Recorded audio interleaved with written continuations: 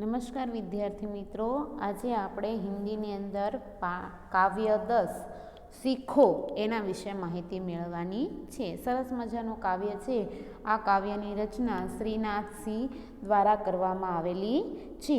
આ કાવ્યની અંદર આપણે સરસ મજાના પ્રકૃતિના જે તત્વો છે, ફૂલ છે, પતંગિયા છે, સૂરજ છે, ઝાડ છે, પૃથ્વી છે, પાણી છે, એમાંથી આપણને કંઈક ને કંઈક શીખવા મળે છે.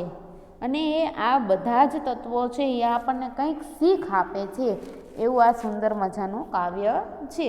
તો આ કાવ્યની અંદર આપણે આ જે પ્રકૃતિના તત્વો છે, આ તત્વોમાંથી આપણને શું શીખ મળે છે, શું જાણવા મળે છે, એના વિશે માહિતી મેળવવાની છે. અને આ શીખને આપણા જીવનમાં શું મહત્ત્વ છે, કઈ રીતે આપણને મદદરૂપ થાય છે, એ જોવાનું છે. શરૂઆત કરીએ. કાવ્ય 10 શીખો, જેના લેખક છે શ્રીનાથ સિંહ. પ્રસ્તુત કવિતા પ્રસિદ્ધ રચનાકાર શ્રીનાથ સિંહ દ્વારા રચી ગઈ है. એટલે કે આ કાવ્ય છે એ પ્રસિદ્ધ રચનાકાર છે શ્રીનાથ દ્વારા રચવામાં આવેલી છે. જીવન में प्रकृति का बहुत ही महत्व है. એટલે કે જીવનની અંદર પ્રકૃતિનું ઘણું જ મહત્વ છે. इस कविता में कवि ने प्रकृति में मौजूद विभिन्न चीज़ों, फूल, भौरे, सूरज, पेड़, पृथ्वी इत्यादि से कुछ न कुछ सीख लेने की प्रेरणा दी गई है. लेकिन इस कविता में એટલે કે આ કાવ્યની અંદર પ્રકૃતિ કે મોજૂદ એટલે કે પ્રકૃતિમાં રહેલા વિભિન્ન ચીજો એટલે કે અલગ અલગ વસ્તુઓ અથવા ચીજ કઈ કઈ તો કે ફૂલ, ભંવરા એટલે કે ભમરો, સૂરજ, વૃક્ષ, પૃથ્વી આદિમાંથી કંઈક ને કંઈક શીખવા મળે છે. એટલે કે શીખ મળે છે. એ પ્રેરણા આપણને આપણા જીવનમાં ઉતારવાની છે અને એમાંથી આપણે કંઈક શીખવાનું છે. એવું આ સરસ મજાનું કાવ્ય છે. અને આ સરસ મજાના કાવ્યમાંથી આપણે શું મળશે, શું જાણવા મળશે, એના વિશે આપણે જોઈશું. તો શરૂઆત કરીએ. ફૂલો સે નિત હસના સીખો, ભવરો સે નિત ગાના. ફૂલો સે નિત એટલે કે ફૂલમાંથી, નિત એટલે કે હંમેશા, હસના શીખો એટલે કે હસવાનું શીખો. ભવરો સે નિત ગાના, ભવરો એટલે કે ભમરા પાસેથી, નિત એટલે કે હંમેશા, ગાના એટલે કે ગાવાનું શીખો. હવે જુઓ કે અહીંયા તમને શું કહે છે કે ફૂલ છે એ સવારમાં ખીલે છે અને તમને હંમેશા જાણે ખીલેલું ફૂલ જોશો તો તમને ખ્યાલ આવી જશે કે ફૂલ છે એ જાણે હસતું, હંમેશા આપણી સામે સરસ મજાનું હસતું હોય એવું લાગે છે. એટલે એમ કહે છે કે ફૂલોમાંથી એટલે કે ફૂલમાંથી આપણે શું શીખ મેળવવાની છે, તો કે ફૂલની જેમ આપણે હંમેશા હસતું રહેવાનું છે. અને ભમરો છે એ જોજો તમે ક્યારેય મૂંગો નહીં હોય, હંમેશા ગણ ગણ ગણ ગણ ગણ એનું એટલે કે ગાવાનું ચાલુ રહે છે. એટલે કે ફૂલમાંથી જેવી રીતે હસવાનું શીખવા મળે છે એવી રીતે ભમરામાંથી શું શીખવાનું છે, ગાતા રહેવાનું શીખવાનું છે. तरु की झुकी डालियों से नित सीखो शीश झुकाना. तरु, तरु એટલે કે વૃક્ષ, ઝુકી એટલે કે નમેલી, ડાલીઓ સે, ડાલીઓ સે એટલે કે ડાળીઓથી, શીખો શીશ ઝુકાના. હવે જો અહીંયા સરસ મજાનો મહાવરાનો અર્થ આપેલો છે, શીશ ઝુકાના. શીશ ઝુકાનાનો અર્થ થાય છે વિનમ્ર હોના. એટલે કે મસ્તક નમાવવાનું અહીંયા કહેલું છે કે બીજાની સામે તમારે નમવાની વાત કરેલી છે.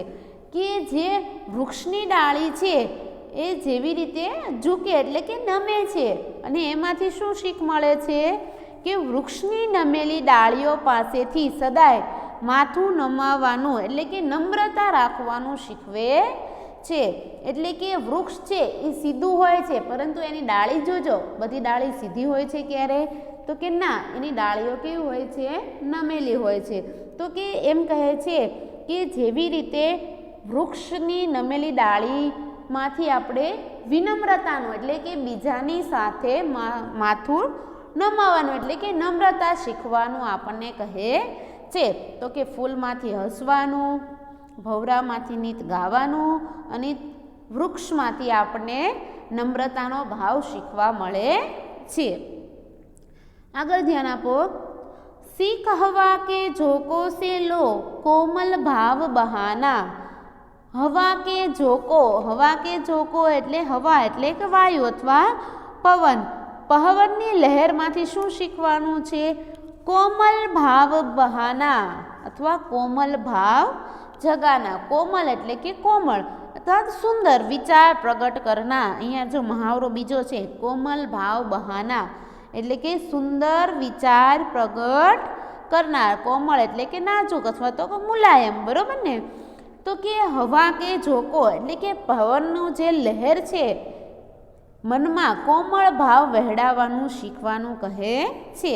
એટલે કે હવા પાસેથી, પવનની લહેર પાસેથી શું શીખવાનું છે?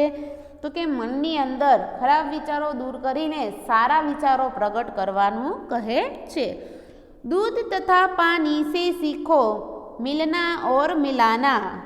એટલે કે દૂધ અને પાણી બંને એકબીજામાં જો તમે ભેળવી દો તો ક્યાં ખબર ન પડે કેટલું દૂધ છે અને કેટલું પાણી છે. તો આ બંનેમાંથી શું શીખ મેળવવાની છે? ભળવાનું અને એકબીજાને ભેળવી દેવાનું. એવી વાત આપણને દૂધ અને પાણીમાંથી મળે છે. કારણ કે બંને વસ્તુ છે એકબીજામાં એવી રીતે મળી જાય છે કે ખ્યાલ આવતો નથી કે કયું દૂધ છે અને કેટલું પાણી છે. એટલે કે દૂધ અને પાણીમાંથી ભેળવવાનું અને ભળવાની વાત શીખવા મળે છે. અને પવનના લહેરમાંથી કોમળ મનમાં સારા વિચારો પ્રગટ કરવાનું કહે છે. सूरज की किरणों से सीखो जगना और जगाना. सूरज की किरणों, सूरजनी किरणों से सीखो जगना और जगाना. એટલે કે જગના એટલે કે જાગવાનું અને જગાના એટલે કે બીજાઓને જગાડવાનું. એટલે કે આનો મતલબ એવો નથી કે બીજાને જગાડવાનું ઠોહો મારી, પરંતુ એવું કહે છે આ કાવ્યની અંદર કે સૂરજ દાદા છે એ હંમેશા વહેલા ઉઠે છે. એટલે કે આપણે તો જાગીએ છીએ, પરંતુ બીજા જે વ્યક્તિ છે કે જેની અંદર આળસ છે કે કોઈ એવા ખરાબ વિચારો છે, તો એને એ વિચારો છે એ દૂર કરીને સાચા માર્ગે આગળ વધારવાનું કહેવામાં આવે છે. લતા ઓર પેડો સે સીખો સબકો ગલે લગાના. લતા, લતા એટલે કે ખ્યાલ છે વેલ. લતા એટલે શું થાય? વેલ. પેડો સે સીખો સબકો ગલે લગાના. ગલે લગાના મુહાવરો આવ્યો છે એટલે કે પ્રેમ સે ભેટના અથવા પ્રેમ કરના. એટલે કે લતા, વેલ અને વૃક્ષમાંથી શું શીખવા મળે છે? સબકો ગલે લગાના એટલે કે બધાને સૌને અપનાવવાનું કહેલું છે, બધાને પ્રેમ કરવાનું કહે. પછી તે આપણું મિત્ર હોય તો ભલે અને દુશ્મન હોય તો ભલે, પરંતુ આપણે કોઈની સાથે ખરાબ વ્યવહાર કરવાનું નથી અને બધાને સૌને અપનાવવાની વાત કરે છે. એટલે કે સૂરજના કિરણોમાંથી આપણે જાગવાનું અને બીજાને જાગૃત કરવાના છે. અને વેલ અને વૃક્ષમાંથી એકબીજાને દુઃખો ભૂલીને, વેર ઝેર ભૂલીને અપનાવવાની વાત કરેલી છે. આગળ, મછલી સે સીખો સ્વદેશ કે લીએ તડપ કર મરના. મછલી એટલે કે માછલીમાંથી શું શીખવાનું છે? સ્વદેશ એટલે કે પોતાના દેશ. તડપ કર મરના એટલે કે તડપી તડપીને મરવાનું. એટલે કે અહીંયા માછલીમાંથી શું શીખ મળે છે? તો કે માછલી છે એ નદી અથવા તળાવમાં રહે છે, કોઈ પણ જગ્યાએ રહે છે. તો એ જે જગ્યાએ રહે છે તો તે પોતાનો જે દેશ છે એ છોડતું નથી, કોઈ પણ મુશ્કેલી આવે તો પણ. એટલે કે આ માછલીમાંથી શું શીખ મેળવવાની છે? તો કે પોતાના દેશ માટે તડપી તડપીને મરવાનું. એટલે કે માછલી છે ક્યારેક ઉનાળામાં આ તળાવ હોય, તળાવમાં પાણી ન હોય તો માછલી તડપી તડપીને મરી જાય છે, પરંતુ ક્યાંય બીજે જતી નથી. એટલે કે જે પોતાના છે એને તે જાળવી રાખે છે, એને મૂકીને ક્યાંય જતી નથી. એના માટે પોતાનું બલિદાન પણ આપવા તૈયાર થઈ જાય છે એવું શીખવે છે. એટલે કે માછલી પાસેથી પોતાના દેશ માટે તડપી તડપીને મરવાનું શીખવાનું કહે છે. पतझड़ के पेड़ों से सीखो दुख में धीरज धरना. दुख में धीरज धरना, धीरज धरना એટલે કે ધૈર્ય રખના, ધીરજ રાખવાનું કહે છે. પતઝડ, પતઝડ એટલે કે પાનખર. પાનખર ઋતુ તે બધાને ખ્યાલ છે. પાનખર ઋતુમાં શું થાય તો કે પાનખર ઋતુની અંદર વૃક્ષના જે પાંદડા છે એ ખરી જાય છે. એ આપણે બધાએ જોયેલા છે અને આપણને ખબર પણ છે કે પાનખર ઋતુ એવી ઋતુ છે કે જેની અંદર વૃક્ષના જે પાંદડાઓ છે એ બધા ખરી પડે છે.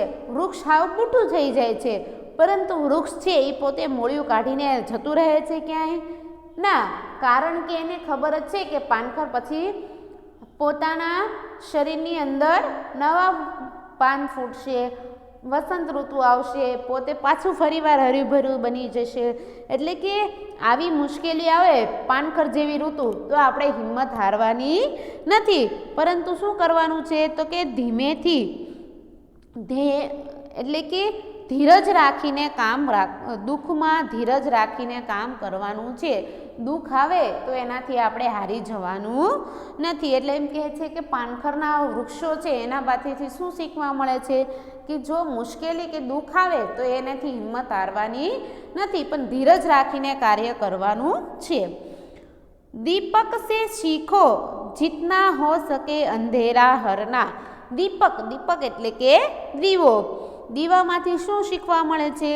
જીતના હો શકે એટલે કે શક્ય હોય તેટલું અંધેરા હરના. અંધેરા હરના એટલે કે અંધકાર દૂર કરવાનું કહે છે અને બને ત્યાં સુધી બધે પ્રકાશ ફેલાવવાની વાત કરે છે. ખ્યાલ છે કે દીવો છે એ એક એવી વસ્તુ છે કે જે પોતે બળે છે અને બીજાને પ્રકાશ આપે છે. તો કે આ દીવામાંથી શું શીખવાનું છે? બને એટલો મનુષ્યના જીવનમાંથી જે અંધકાર રહેલો છે એ દૂર કરવાનો છે. પૃથ્વી સે સીખો પ્રાણી કી સચ્ચી સેવા કરના. એટલે કે પૃથ્વીમાંથી શું શીખવાનું છે? પ્રાણીઓની સાચી સેવા કરવાનું શીખવા મળે છે. તો કઈ રીતે? તો કે પૃથ્વી ઉપર આપણે બધા જ રહીએ છીએ, મનુષ્ય છે, પ્રાણી, પશુ, જીવજંતુ બધા જ રહે છે. તો આ બધાનું રક્ષણ છે એ કોણ કરે છે? પૃથ્વી. તો કે પૃથ્વી આપણને બધાને રક્ષણ કરે છે. એટલે કે પૃથ્વી પાસેથી શું તો કે પોતાના જે છે આ મનુષ્ય છે, પ્રાણી, એને તે સાચવી રાખે છે. એટલે કે પૃથ્વી સે સીખો પ્રાણી કી સચ્ચી સેવા કરના. આગળ, જલધારા સે સીખો આગે જીવન પથ में बढ़ना. જલધારા, જલધારા એટલે કે જલ એટલે કે પાણી અને ધારા એટલે કે વહેતું પાણી. જલધારા એટલે કે વહેતા પાણીમાંથી શું શીખવા મળે છે? આગે એટલે કે આગળ, જીવન પંથ એટલે કે જીવનમાં, બઢના એટલે કે વધવાનું. વહેતા પાણીમાંથી શું શીખવા મળે છે? કે જીવનમાં હંમેશા ને હંમેશા ધીમે ધીમે આગળ વધવાનું છે. તમે જોજો, ક્યારેક નિરીક્ષણ કરજો, પાણી હશે એ ક્યાંય ઊભું નહીં રહે, ક્યાંય હંમેશા એને ગમે ત્યાંથી માર્ગ કાઢીને આગળ ને આગળ વધતું રહે છે. તો એ પાણીમાંથી શીખવા મળે છે કે જીવનમાં આપણે કોઈ મુશ્કેલી કે કોઈ મુસીબત આવી જાય તો ત્યાં આપણે અટકી જવાનું નથી, પરંતુ ધીમે ધીમે એમાંથી રસ્તો કાઢીને આગળ વધવાનું છે. और धुएं से सीखो हरदम ऊंचे ही पर चढ़ना. और धुएं, धुएं એટલે કે ધુમાડો, સે શીખો હરદમ, હરદમ એટલે કે હંમેશા, ઊંચે હી પર ચઢના, ઊંચે એટલે કે ઊંચે ને ઊંચે, ચઢના એટલે કે ચડવાનું કહે છે. કે જે ધુમાડો છે એ તમે જોશો ક્યારે નીચે નહીં આવે, ધીમે ધીમે તે ક્યાં જશે? ઉપરની તરફ ચડતો હોય છે. તો એવી જ રીતે આ ધુમાડાના દ્રષ્ટાંત દ્વારા કવિ કહેવામાં આવે છે કે આપણા જીવનમાં પણ આપણે ધીમે ધીમે કઈ રીતે પ્રગતિ કરવાની છે, કઈ રીતે આપણે ઉન્નતિ કરવાની છે એ આ શીખવાનું છે આ ધુમાડાના ઉદાહરણ દ્વારા. તો અહીંયા તમને સરસ મજાના કાવ્યની અંદર ફૂલમાંથી હસવાનું શીખવા મળે, ભમરામાંથી ગાવાનું શીખવા મળે છે, વૃક્ષની નમેલી ડાળીમાંથી નમ્રતાનો ભાવ શીખવા મળે, પછી હવા પવનની લહેરમાંથી કોમળતાનો ભાવ, દૂધ અને પાણીના ઉદાહરણ દ્વારા મળવાનું એકબીજાને અને મેળવવાનું શીખવા મળે છે, સૂરજના કિરણોમાંથી જાગવાનું અને બીજાને જગાડવાનું, વૃક્ષ અને વેલામાંથી બધાને પ્રેમ કરવાનું શીખવા મળે છે, માછલી દ્વારા સ્વદેશ એટલે પોતાના દેશ માટે પોતાની કુરબાની આપવાનું પણ કહે છે કે પોતાના દ્વેષ માટે કંઈ પણ કરી છૂટવા તૈયાર હોવા જોઈએ. પછી પાનખરના વૃક્ષોમાંથી આપણને એમ કહે છે કે દુઃખના સમયમાં આપણે ધીરજ ધરવાનું શીખવા કહે છે. દીપક દીવામાંથી આપણે અંધકાર છે આપણા જીવનમાં એ દૂર કરવાનું કહે છે. પૃથ્વીમાંથી આપણે પ્રાણીની સાચી સેવા કરવાનું શીખવાનું છે. જલધારામાંથી જીવન પંથ એટલે કે આપણા જીવનની અંદર આપણે હંમેશા આગળ વધવાનું છે. અને છેલ્લે આપણે જોયું ધુએ એટલે કે ધુમાડામાંથી આપણે શીખવાનું છે કે આપણે આપણા જીવનની અંદર ધીમે ધીમે આગળ પ્રગતિ કરવાની છે અને હંમેશા ને હંમેશા આગળ વધતું રહેવાનું છે, અટકી જવાનું નથી. તો અહીંયા શ્રીનાથસિંહે અલગ અલગ પ્રકૃતિના દ્રષ્ટાંતો દ્વારા ખૂબ જ સરસ મજાનું કાવ્ય છે એ અહીંયા આપેલું હતું અને આ કાવ્યની અંદર અલગ અલગ દ્રષ્ટાંતો દ્વારા આપણા જીવનની અંદર ઘણા બધી શીખ પણ મળી અને આ શીખનો આપણે જીવનમાં એનો ઉપયોગ પણ કરશું, જેના કારણે આપણે પણ આપણા જીવનમાં આગળ વધીએ, પ્રગતિ કરીએ અને ખૂબ જ સારી એવી નામના પણ મેળવીએ. તો અહીંયા આ પાઠ શીખો કાવ્ય હતું શીખો. તો આ શીખો કાવ્યમાંથી આપણે ઘણું બધું શીખ્યા અને જાણ્યા પણ. બરાબર? અસ્તુ.